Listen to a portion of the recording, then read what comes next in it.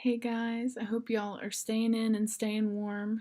Um, I think we might get some snow tomorrow, which I'm not excited about. I'm over winter. I'm done. I bet you're done too. I'm over it. So, let's start with your quizzes last week. So many of you guys emailed me and you were like, I'm so sorry. I did not do as well as I think on that. Please don't hate me. I would never hate you. I've bombed quizzes before too, and it's your first one. Like, really, it goes without saying, like, it's your first one. It's the first one. It's my first one. It's my first one that I'm giving you. So, we're filling out the best way to make this happen. And, I'll admit, yeah, that was pretty hard. Maybe a little too hard. I am like, okay, I'm gonna go on a small tangent here, but it's probably worth it. So I am like crazy about cheating. I hate it so much. And I know every teacher hates cheating, right? Like we're all really against it, but like you can blame my mother. And if you're like, why are you bringing your mom into this? My mom is Dr. Ferguson. So if you have met Dr. Ferguson while you're on campus, like she is the sweetest human being, but like she is a tough mom. She does not play. And so one time in 8th grade, they caught me cheating on a Latin test and they called my mom. And that was like the worst day of my life. I went home and my mom said, I would have rather you came home pregnant than come home cheating on a test. P.S. It's 8th grade. I'm 13 years old. And she was so serious. And she just talked to me about how that's the highest form of dishonesty. And like she really drilled that into my head. And she made me study Latin for like 3 hours a night for the rest of the year. I have never cheated since then. And because of that, like, I just hate cheating. Now, I'm not saying this to say, like, I think you guys cheated on that test. No, clearly you didn't, because I've tried to cheat proof it. I looked up all the Quizlets. I was like, okay, I'm going to make sure I don't ask any questions that they can just Google and find easily, although I may have thrown one or two in there to be nice. But I made it pretty hard, so I'm going to chill out a little bit on that. So, yeah, there's the cheating thing. And so just don't do it. Just don't do it, because I'm like her. I'll go crazy. Also, if you look under this week's resources, I put a little poll in there for like vote on how I can help you do better on your quizzes, because like I don't want to just reach around in the dark and try things that I think are going to work. Your feedback means a lot to me. And so on there I've given you a couple options. One is detailed study guides, which I'm kind of doing with the homework now anyway. We'll get to that. Another would be short lecture videos, which a couple of you guys have voted for that, and I'm down for that. Particularly, I told you I love the John Green videos. I think he does a great job with what he covers, but there are things in the chapter that don't come up in those videos.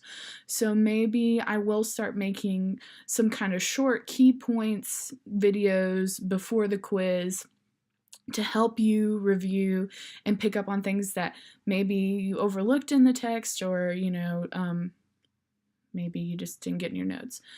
Detailed lecture videos would be admittedly a lot, and I'm not sad that most of you guys did not choose that option, because honestly, like, I am really not trying to record 90-minute videos of me talking about this stuff. But if you wanted it, I would do it. I would do it for you. I would. And then also extra credit assignments. A lot of you guys voted for that. I want to see how quiz 2 goes, and if a lot of people are still struggling, then I'll look into some extra credit assignments. I told you guys that I'm working on my doctorate. One of my classes right now, I have to like design assessments and tasks that help build skills along with content knowledge, because I'm a super education nerd. And I would love to give you some extra credit assignments where I can kind of have you be my guinea pigs and try some of these things out. I mean, it's a low pressure thing, because if you do it, you get the extra credit, and I get to see how it works as an assignment. So I'm down to do that. And then moving on. So take a second, vote in that poll. You can choose multiple options, or you can not vote in. It's not for a grade, but the feedback to me is helpful. The other thing I wanted to hit on in this video, so it's going to be a little longer than the usual ones I send you, is skills. So, yes, this class is history, and I want us to learn a lot about, global connections. We're going to hit on a lot of these themes as we go through these chapters, critical thinking, but also I want this to be an opportunity for you to work on your learning skills. Like, so much of higher education is online learning right now, and many of you guys have chosen fields where you can go on and go to graduate school. And many of you are like me, you have kids, you have jobs, you have things going on, and online is the way to go, to try to work school into your busy lives. So because of that, I would love this opportunity to help you work on, how do I become a really successful student in an online class? What does that look like? And I'll be the first to admit, I avoided online classes was when I was an undergraduate. I was not super responsible or good at time management at that point, and I would get behind. And so if you're like that, I've been there. I get that. And that's why I want to talk about this a little bit. So we're getting into week 3 now. We are kind of establishing a pattern in this class. So kind of get used to how our assignments flow and plan around that. So I go by the dates that Moodle set, and Moodle says that our weeks end on Saturday, so that's why your stuff is due on Saturday. I also kind of like Saturday due dates because I go in Saturday night, and that's when I release all your stuff for the new week. I can take a look at things, and then my due dates for my classes are on Sunday, so I can make Saturday about you guys and Sunday about my classes. It just works. Plus, I kind of like the idea that then you're forced to have your work done by Saturday, and maybe in a perfect world, right, on Sunday you have some time for yourself or your families, or I know many of you guys probably still have to work, but so that's the way it works. Our quizzes are always going to be Thursday through Saturday, so plan ahead. Homework's always due by Saturday night, plan ahead. Emergencies happen, email me if you need more time and stuff like that. But if you know and you can try to plan ahead, do that. Note taking. So, especially in week 2, you had like a lot of material to go through before that quiz too, and I think that was probably another challenge.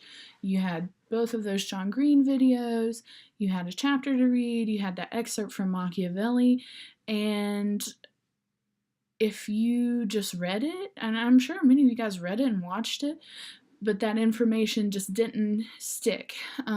So from my end, what I'm going to do to support you in that is I've changed the homework format for this week. Now it's a lot more like a study guide. I just put a term or a place or a thing that I want you to know about, a person, concept, and a dash beside it. And I want you to take notes on it as you're reading, or watching the video. I think the first part is about the video and the second part is about the reading. Why do I want you to do that? I think you don't have a lot of time when you take these tests. I know that. And I made it that way for a reason, right? If I gave you all the time in the world and you could just look up the answers, why would you read? I wouldn't read. I wouldn't do that.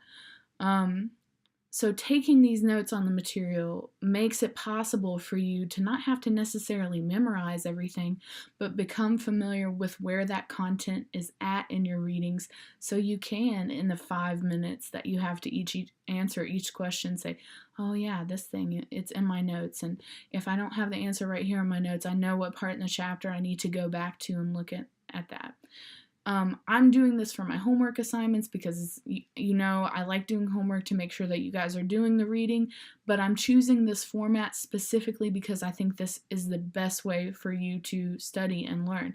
And then maybe even in the future, if you have another class where you don't have homework assignments like that, you take this model of, okay, when I have all these readings, I've got to take notes somehow to make sure that I'm ready for this test. Like, note taking, there's something about it. It helps things stick in your brain.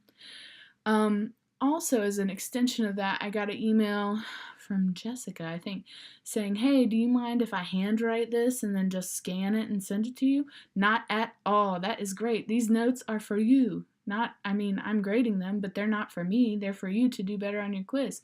So if you want to handwrite them and take a picture of them and attach it to the assignment, that is cool with me. As long as you do the notes, I'm happy. So type it, write them out, do whatever you like. I'm like that too. I think I'd like to write them out as well. I really think if you do this, you're gonna do way better on that next quiz. Also, make sure next week, another key to the quiz is, and maybe I need to push your due date on the homework up further. You know that your quiz covers both weeks worth of chapters, so like next quiz is going to have this week plus whatever we do next week on it.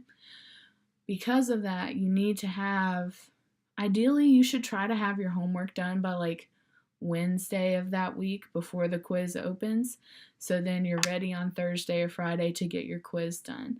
I think if you're trying to do the homework on Saturday and then try to rush and get that quiz done, it's just a lot to do in one day, and I think that's part of what's going on. You might not like be able to digest that material and get it all done. And I understand too that part of why you're taking online is because you don't have a lot of free time and you're trying to balance everything.